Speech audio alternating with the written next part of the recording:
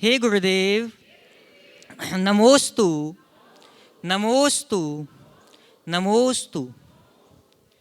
आज के प्रथम प्रश्न के लिए मैं आमंत्रित करूंगा श्रीमान चंद्रशेखर जी जैन विदिशा से। महाराज श्री के चरणों में बारंबार नमोस्तु नमोस्तु नमोस्तु। महाराज श्री, आजकल के बच्चे और युवा पीढ़ी धार्मिक कार्य तो प्रारंभ में करते हैं, लेकिन कई बार वो आशीर्वाद लेते हैं और धार्मिक क्रियाएं करते हैं और कहीं सफल नहीं हो पाते हैं, तो वो उनको लगता है कि इस आशीर्वाद से या इस धर्म से क्या होता है, और वो इस कारण सारा आरोप उस धर्म के क्षेत्र पर लगाते हैं और अवसाद जैसी स्थिति निर्मित होती है। तो हम ऐसे बच्चों और युवाओं को कैसे समझाएं? देखिए, प्रतियोगी परीक्षाएं अपने आप में एक बहुत ज्वलंत समस्या बनती है। हम ये अच्छे से समझ करके चले कि जब भी हम किसी प्रतियोगिता में शामिल होते हैं, चाहे वो प्रतियोगी परीक्षा के रूप में हो या अन्य के रूप में, उसमें हर किसी को सफल होना ही नहीं है, कुछ को ही होना है। तो बाकी तो उससे वंचित होंगे ना। आज मान लीजिए यूपीएससी के लिए किसी को अपनी भागीदारी देनी है, तो लाखों लोग बैठते हैं, उसमें से प्री में ही हजारों सेलेक्ट होते हैं, फिर मेंस में और कम होते हैं, और उसके बाद मुख्य परीक्षा जो ओरल होता है इंटरव्यू में, तो कुछ ही कुछ जा पाते हैं, हर कोई तो नहीं निकल पाता। अब इसमें कोई सोचे कि मैं इतना धर्म करता, मैं गुरुओं के सानिध्य में रहता, तो फिर मेरा ऐसे कैसे हो गया। तो भाई ये तो एक प्रतियोगिता है, वहाँ सुनिश्चित स्थान है, सुरक्षित सीट है, उससे ज़्यादा कोई हो नहीं सकता। तो जितने हैं उतने ही होंगे ना।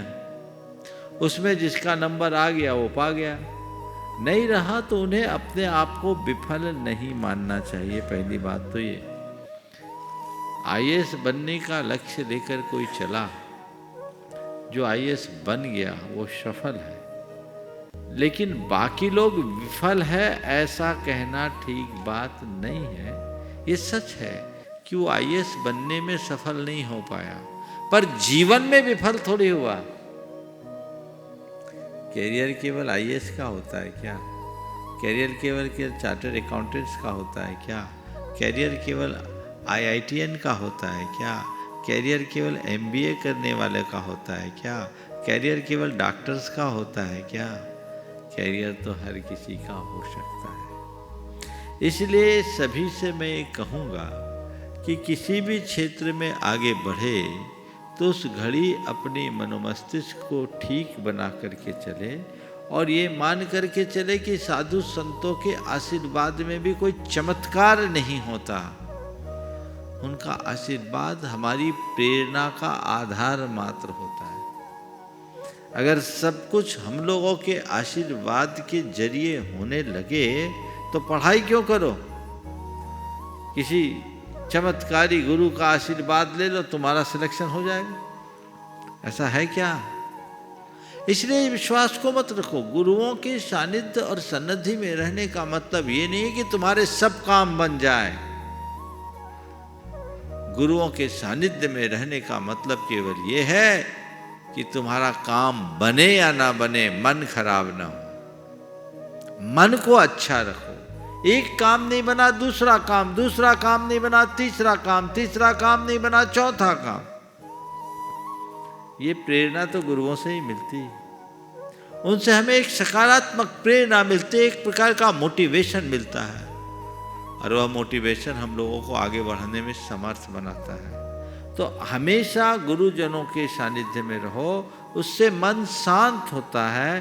प्रायः जो हम चाहते हैं वह नहीं हो पाता, तो उसे हमारा मन बर्दाश्त नहीं कर पाता और लोग फ्रस्ट्रेट हो जाते हैं, अवसाद की स्थिति में चले जाते हैं। जब हम गुरुओं के संपर्क और सानिध्य में रहते हैं, उनसे प्रेरणा मिलती, अरे ये सब चीज़ें तो लगी हुई है, होता है, चलो आगे देखो, एक नहीं तो दूसरा, दूसरा नहीं तो तीसरा।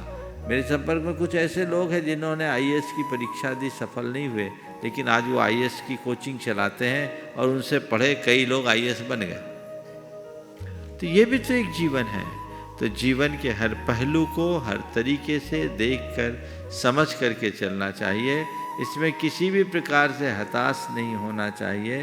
धर्म के प्रति आपका जितना लगाव होगा, जुड़ाव होगा, अपने परिणाम उतने स्थिर होंगे। धर्म की सही समझ जगाइए।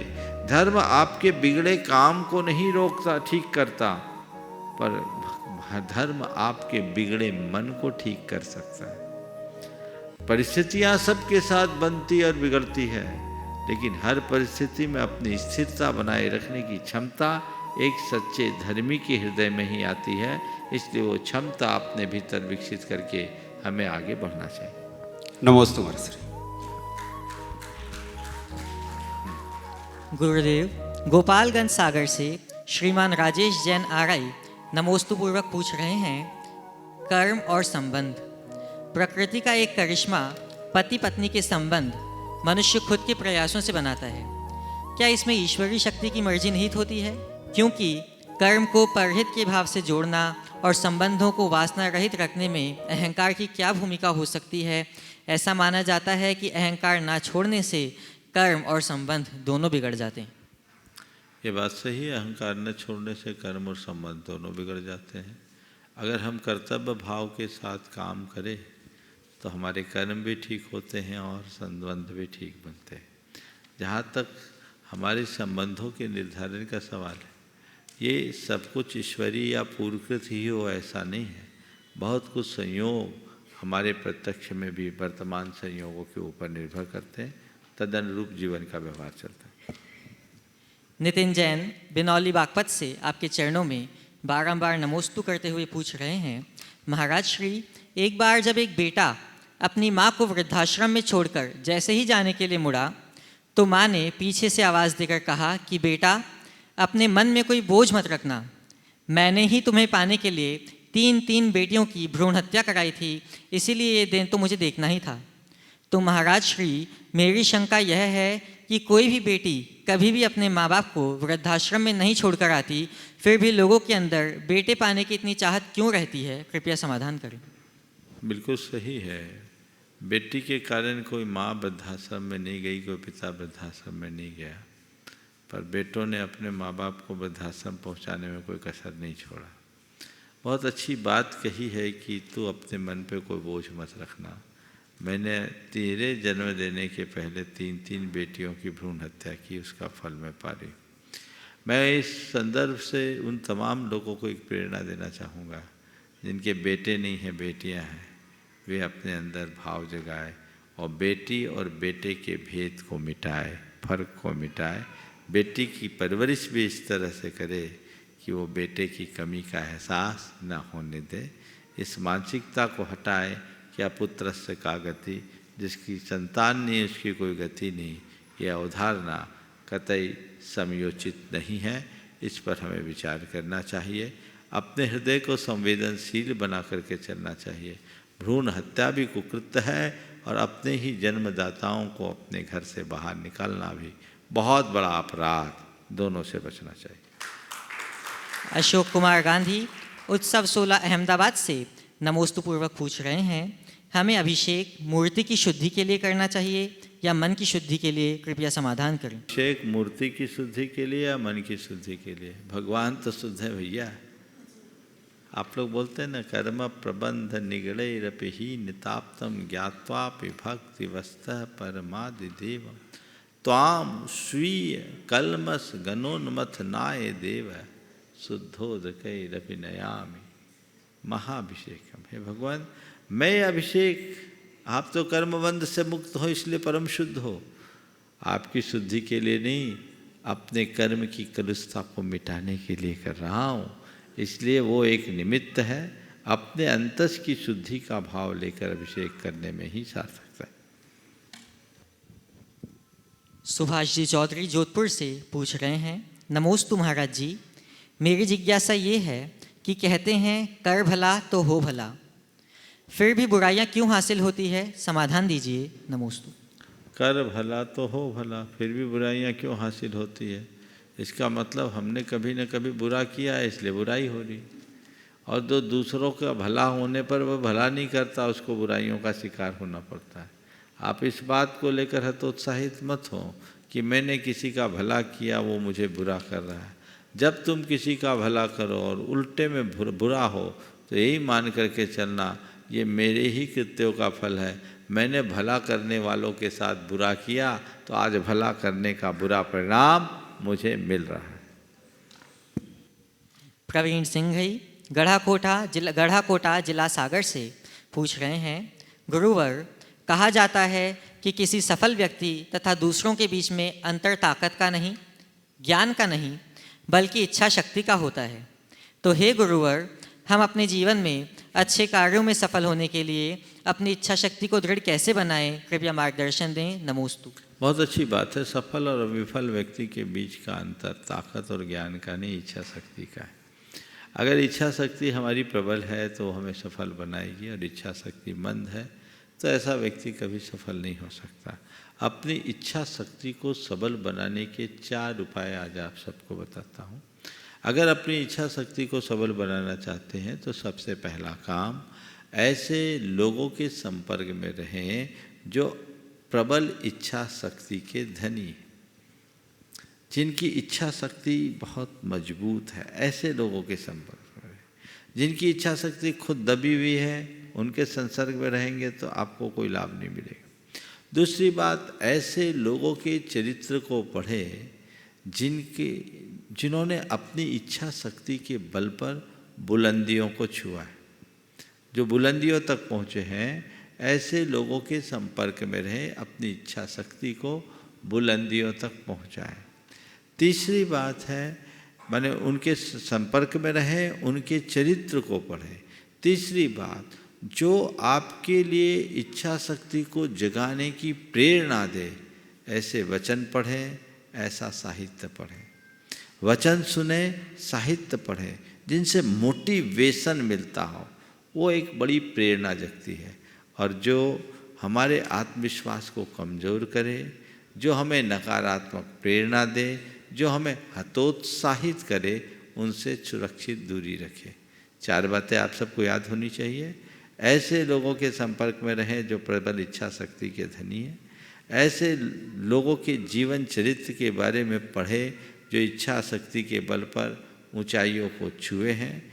ऐसे लोगों का साथ चुने जो आपको अच्छी प्रेरणा देते हों, और ऐसे लोगों से सुरक्षित दूरी रखें जो आपको हतोत्साहित करते हों। श्रीमती संगीता गव्हाणे अकोला महाराष्ट्र से नमोस्तु पूर्वक पूछ रही हैं, गुरुदेव, सत्य हमारे जीवन की बड़ी पूंजी है। सत्य से हम सब कुछ हासिल भी कर सकते हैं, लेकिन यही सत्य झूठ के सामने हार क्यों जाता है? क्या झूठ सत्य पर हमेशा भारी होता है? कृपया समाधान करें।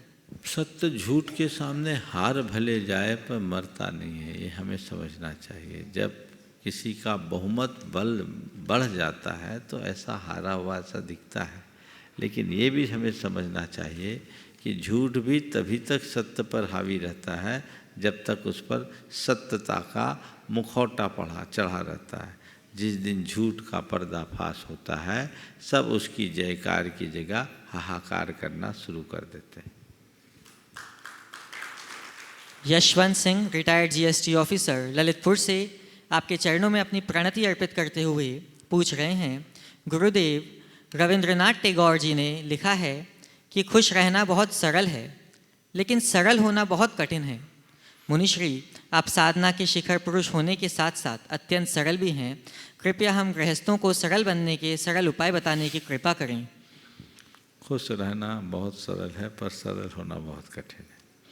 आपने पूछा सरल बने रहने का सरल उपाय बताओ। उपाय बताना बहुत सरल है, अपनाना बड़ा कठिन है ना। सरल होने के लिए कुछ नहीं है, अपने ईगो को उठा के एक तरफ रख दो, सरलता आ जाएगी। मनुष्य के भीतर का अहंकार उसे कुटिल बनाता है, क्योंकि अहंकार उसके अंदर एक काल्पनिक छवि गढ़ता है। अहंकार से प्रेरित व्यक्ति अपने आप को वैसा मानना शुरू कर देता है जो वो नहीं। वो अपनी भिन्न प्रस्तुति, भिन्न अनुभूति करना शुरू कर देता है। और उसकी सुरक्षा के लिए, जो एक काल्पनिक है, वास्तविक नहीं है, उसको मेंटेन करने के लिए उसे ढेर सारे खटकर्म करने पड़ते हैं। अगर अपनी असलियत को प्रकट कर दो तो कुछ नहीं है, और हमने कुछ भी अगर नकलीपना निकाला तो उसका भेद खुलने की संभावना बनी रहती है, उसको ढांकना पड़ता है ना। तो उसको ढांकना पड़ता है। तो जहाँ कृत्रिमता आती है वहाँ सहजता खत्म हो जाती है, और जहाँ नैसर्गिक और प्राकृतिक स्वरूप होता है वहाँ कुछ नहीं करना होता। अपने असली स्वरूप को, अपने वास्तविक स्वरूप को हमेशा आमने सामने रखो, अपने कृत्रिम या काल्पनिक छवि से अपने आप को बाहर रखें। तो जो अहंकारी, अहंकार का केवल अर्थ ये नहीं कि अभिमानी होना, अभिमान तो अहंकार की अभिव्यक्ति है। अहंकार का मतलब मैं जो नहीं हूं उसके अलावा अपने आप को कुछ मान लेना, मैं कुछ हूं, ये अनुभूति ही ये अहंकार है। और मैं कुछ हूं, जो हूं उसको भूल गए, मैं कुछ हूं। और मैं और हूं के बीच में ये जो कुछ है ना, ये अवास्तविक है, ये काल्पनिक है। और यही काल्पनिक जो टेम्परेरी है, आज है, रहे न रहे, उसको मेंटेन करने के लिए जो हम समय शक्ति को लगाते हैं, वो हमारी पूरी प्रगति को रोकता है, और वहीं से हमारे जीवन का क्रम अवरुद्ध होता है। तो जो अपने आत्मा के वास्तविक स्वरूप को पहचान लेता है, उसका श्रद्धानी होता है, उसका अज्ञान हमेशा हमेशा के लिए दूर होता है, उसे अपने स्वभाव का बोध होता है।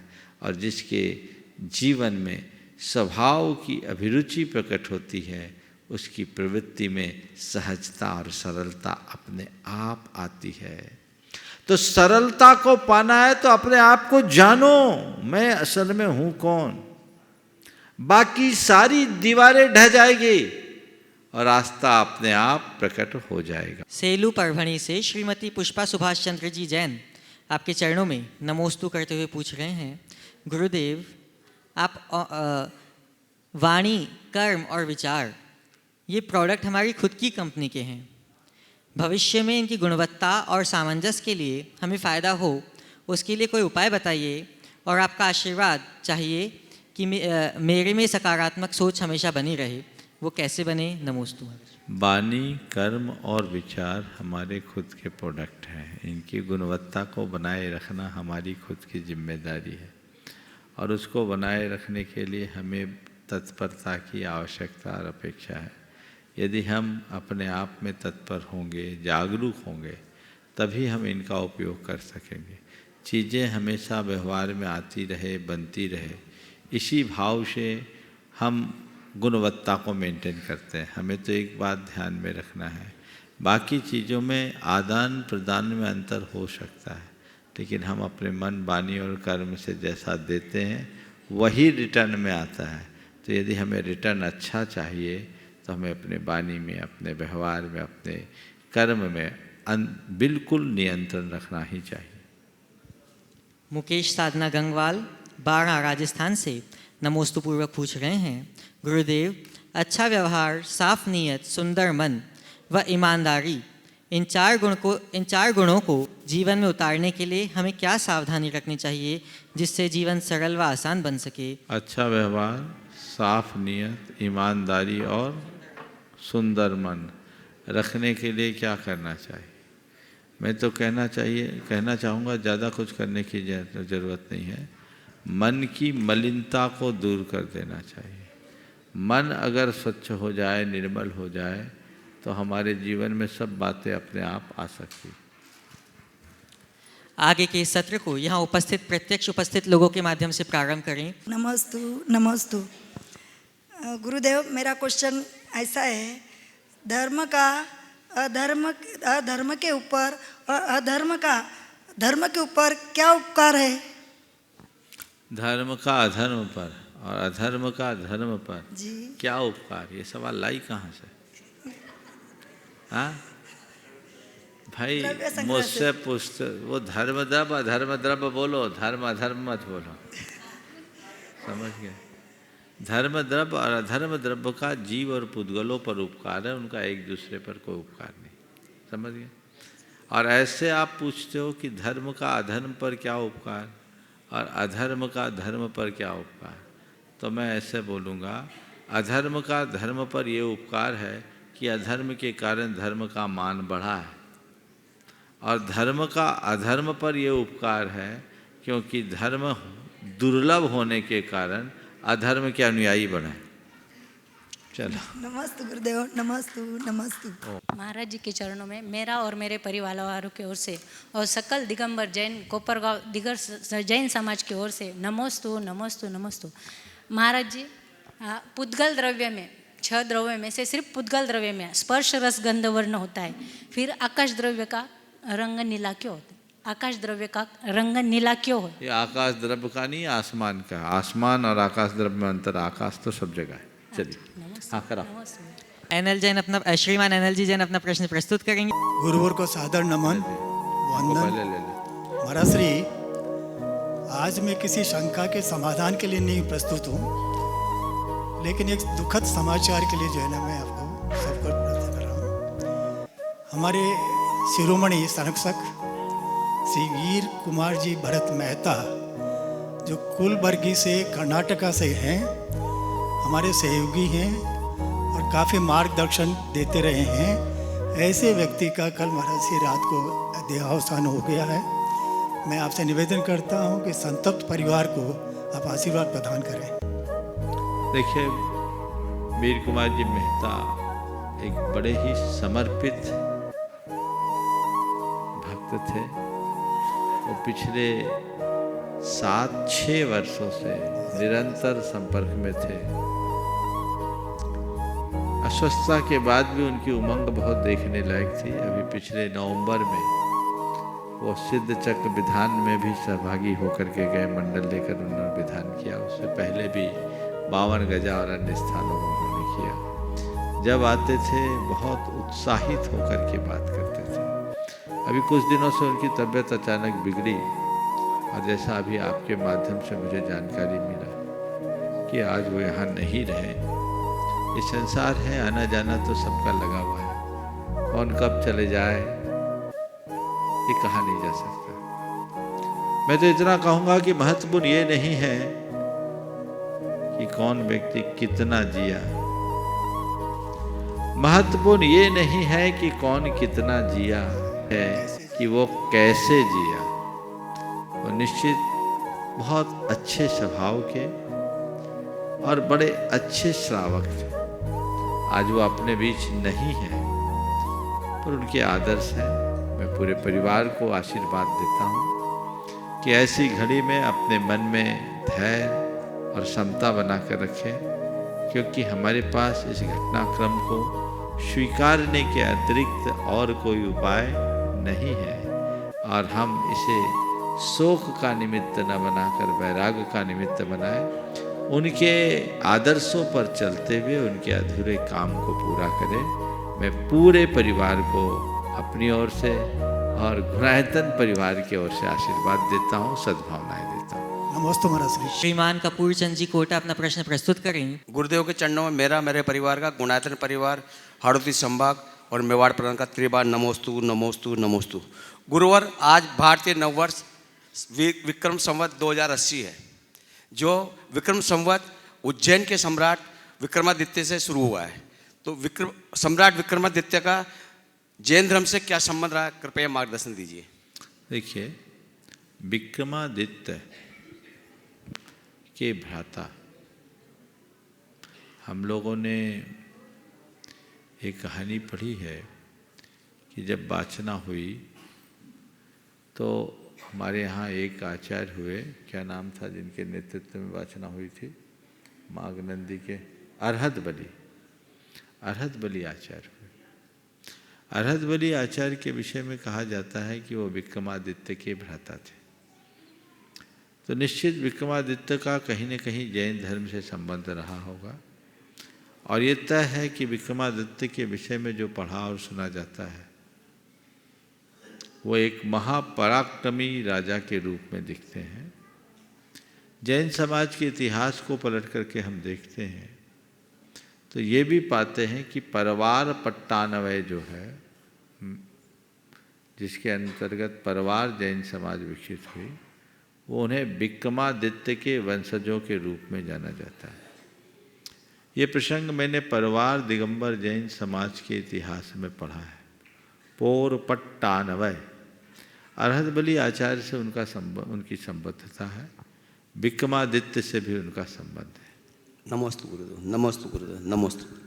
अपना प्रश्न प्रस्तुत करेंगे श्रीमान राजेश जी शशि जी जन इंदौर से। महाराज जी, आपके चरणों में हमारे परिवार की तरफ से त्रिबार नमोस्तु नमोस्तु नमोस्तु। महाराज जी, ये जो प्रश्न है मेरी बिटिया का है, दीप्ति पवन त्रिवेदी इंदौर। वो आपके चरणों में शतबार नमोस्तु करते हैं। वो आपसे बनेड़िया में मिले थे। उनका प्रश्न है, महाराज जी के चरणों में शत नमोस्तु। मेरा प्रश्न यह है कि कोई इंसान है जिसे पढ़ने का बहुत शौक़ है, मोबाइल पर ज्ञान की बातें देखने का भी बहुत शौक़ है, उससे उसकी ज्ञान की वृद्धि भी हो रही है, पर वह ज्ञान को दूसरों को भी समय समय पर देता है। वह दूसरों को भी उसका ज्ञान सुनकर लगता है ये राय जो दे रहा है व्यक्ति ये बहुत सही है, लेकिन दुविधा इस बात की है कि जब वही ज्ञान उसके स्वयं के जीवन में उतारना होता है तो वह असफल हो जाता है। उस समय को यह नहीं सोचता कि यह ज्ञान मुझे मेरे जीवन में कैसे काम आएगा। तो महाराज जी, मुझे मार्गदर्शन दीजिए, ऐसे व्यक्ति को हम कैसे समझाएं कि जो ज्ञान दूसरों को बांटता है वह स्वयं के जीवन को भी लागू करके अपने जीवन की दशा बदल सकते हैं। नमस्ते। पंडित पन्नालाल जी साहित्याचार्य हुए हैं, जैन जगत के एक बड़े विद्वान, बहुत बड़े विद्वान थे, अव्रती थे। आचार्य शिव सागर जी महाराज ने एक बार उनसे कहा कि धोबी कब तक बने रहोगे? धोबी कब तक बने रहोगे? मतलब धोबी दूसरों के कपड़े साफ करता है, खुद के नहीं करता। तो तुम अपने उपदेशों से, अपने ज्ञान से सारी दुनिया का कल्याण कर रहे हो, खुद अंधेरे में हो। तुम धोबी कब तक बने रहोगे? ये बात उनको लग गई, उन्होंने उसी दिन प्रतिमा ग्रहण कर लिया। तो मैं ऐसे ही कहता हूँ, ऐसे व्यक्ति धोबी जैसा आचरण कर रहे हैं, दूसरों को ज्ञान दे रहे हैं, खुद को नहीं पहचान पा रहे हैं। जिस दिन उनकी चेतना जगेगी वे अपने जीवन में ये सब कुछ घटित कर सकें। नमस्ते महाराज जी, जो भावना योग के ऑटो सजेशन है आपके, ये क्या अपन लिख के फैक्ट्री वगैरह अपनी दुकान वहाँ भी लगा सकते हैं? वो खुद चाहेंगे तो नहीं, हम लोग अपने लिए नहीं, हाँ कर सकते, हम लोग लगा सकते हैं हाँ, ना? हाँ, हाँ, हाँ, अपनी हाँ, फैक्ट्री में। बिल्कुल बिल्कुल, उसका हर तो जगह। ऐसा कुछ नहीं ना। बिल्कुल। नमोस्तु महाराज जी, नमोस्तु महाराज। उपस्थित होंगे श्रीमान सुभाष जी नीलम जी जैन साहिबाबाद से। और नमोस्तु महाराज श्री, हमारे पूरे परिवार की ओर से महाराज जी को त्रिबार नमोस्तु नमोस्तु नमोस्तु। महाराज श्री, अभी आपने बताया कि हम अपने वास्तविक स्वरूप को समझें और जानें, तो हमें तो चारों तरफ ये संसार, शरीर, बच्चे, यही सब दिखाई देते रहते हैं। तो महाराज श्री, अपने वास्तविक स्वरूप को पहचाने, कैसे पहचाने, इस विषय में कुछ हमें बताएं। इसलिए जो संसार दिखता है ना, उससे हटकर जिनने अपने आप को देखा उनके संसर्ग में रहना शुरू करो, दूसरा संसार बन जाएगा। समझ गए? यही मोह माया है। गुरुजनों के संपर्क में आप क्यों आते? केवल उनसे भेंट मुलाकात करने या अपने आत्मा के गुणों को पहचानने? निकट का संसर्ग जितना आप पाएंगे, आप अपने जीवन में उतना रूपांतरण घटित करें। नमस्ते महाराज, नमस्ते। राजेश जी पूनम जी जैन अपना प्रश्न प्रस्तुत करेंगे। पूज्य गुरुदेव के चरणों में कोटि कोटि नमन है। गुरुदेव, मेरा प्रश्न यह है कि प्राय जब हम किसी भी व्यक्ति या परिस्थिति के प्रति सहनशील बनते हैं तो उसके अंदर हमारे दो तरह के भाव आते हैं। पहला थोड़ा सुपीरियर का अंश होता है कि सामने वाले में अभी समझ नहीं है या उसके नैरेटिक संस्कार हैं, अब साथ काम करना है तो हमें सहन रहकर सद्भाव रखना पड़ेगा। और दूसरा भाव इन्फीरियर का होता है, जहाँ हम ये सोचते हैं कि ये सिचुएशन व्यक्ति अब मेरे बस में नहीं है तो सहना तो पड़ेगा ही। तो गुरुदेव, इस सुपीरियरिटी और इन्फीरियरिटी के भाव से हम उठकर कैसे सच्ची सहनशीलता हम अपने अंदर जगाएं और इससे कैसे ऊपर उठें? बहुत बहुत अच्छा सवाल है। सुपीरियरिटी और इन्फीरियरिटी के से ऊपर उठकर हम सच्ची सहनशीलता अपने भीतर कैसे घटित करें? देखिए, ये स्थितियाँ तब होती है जब हम सामने वाले से प्रभावित होते हैं। जो मनुष्य व्यक्ति और परिस्थितियों से प्रभावित होता है उसके हृदय में प्रतिक्रियाएं आती हैं, और प्रतिक्रियाएं सुपेरिटी की भी हो सकती, इन्फीरियरिटी की भी हो सकती। लेकिन जो अप्रभावित होता है उसके लिए कुछ नहीं होता। एक मंत्र बना लो, कोई कैसा हो मुझे सहज रहना है, मुझे सहज रहना है।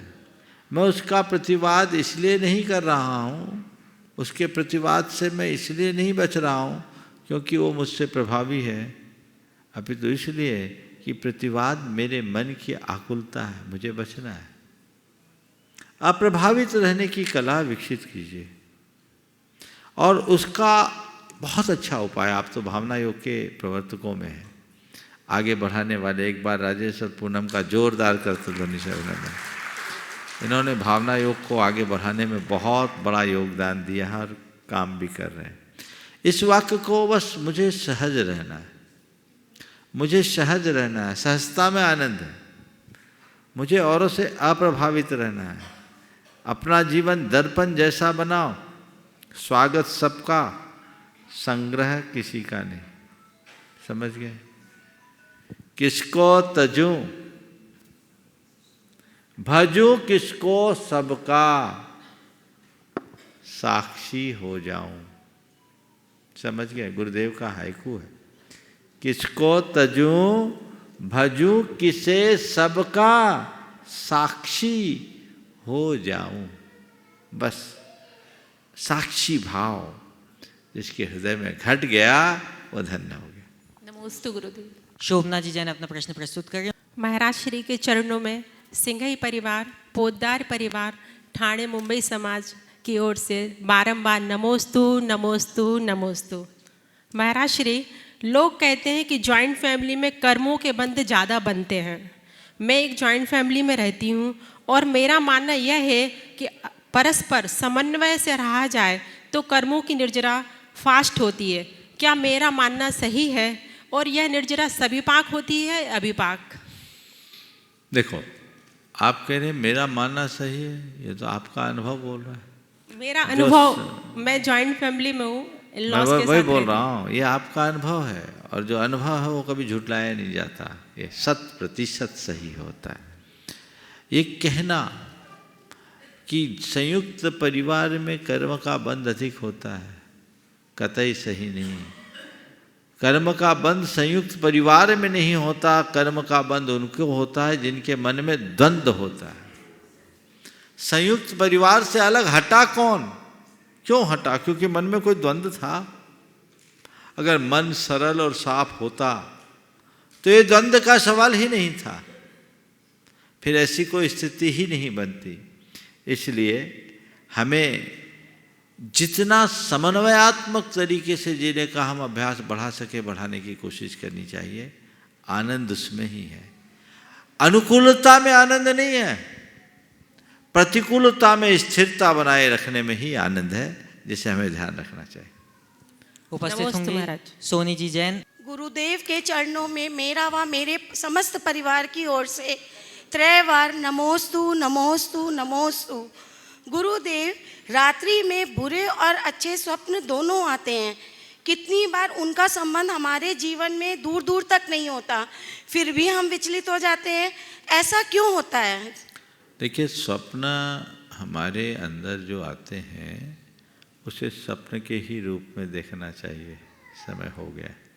स्वप्न को तो सपने के रूप में ही देखना चाहिए। ये हमारे रुद्ध और अव्यक्त इच्छाओं के प्रकट होने से आते हैं, इनका कोई सार नहीं होता।